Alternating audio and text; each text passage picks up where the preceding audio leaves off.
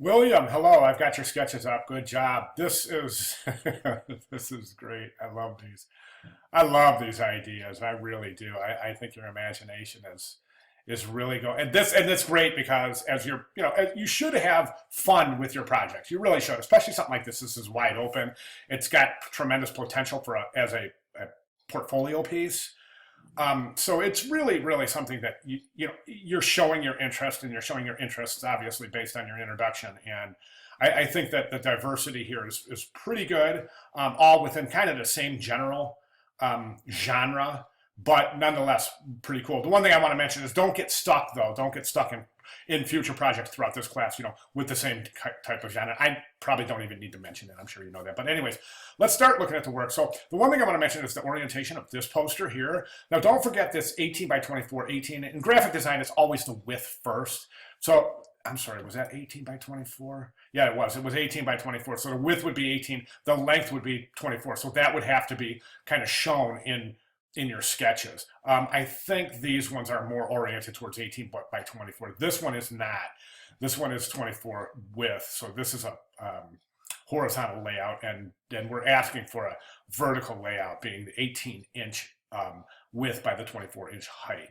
Okay, so these are fantastic. The one thing I want to mention about your writing is that I always, as a studio head and an art director, I always recommend that my designers write their summaries with the assumption that the viewer has no clue what they're reading about. So, and I think that that's a good idea here. I think there's a couple more things that you get involved in over here. Specifically, I think, specifically, I think that, oh, let's get that out of there. I didn't want that there. Let's move that guy. Okay. Oh, specifically, talking about if the communication communicates effectively. How does your illustration communicate effectively? How does the illustration relate to your general concept? What is your reasoning behind your illustration? And of course, does the type support your concept? So those are a couple of things that you'd want to take a look at here. The Starfield background, I think, these are great. I think that this is really super interesting, the different shapes of the different lightsabers. And that's awesome right there. It really is. That's cool. But these get better. I think this is an amazing idea.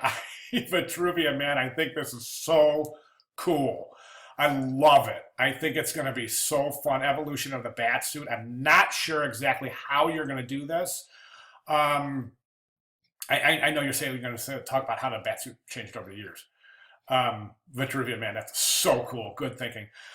So anyways, think about that. I mean, that would definitely be something worthwhile reading. I just read an article this morning, as a matter of fact, about one of the guys that didn't receive much credit for Batman. I can't think of their names. I mean, I'm sure you probably know them.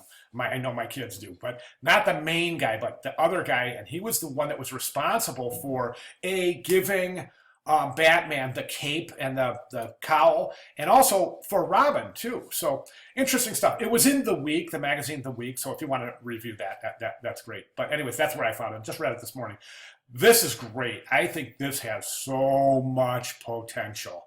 This idea here, just simply the illustrative engagement of the ships as they're coming towards, or kind of coming from, in a very Star Trekky way, kind of coming towards us. And that's cool.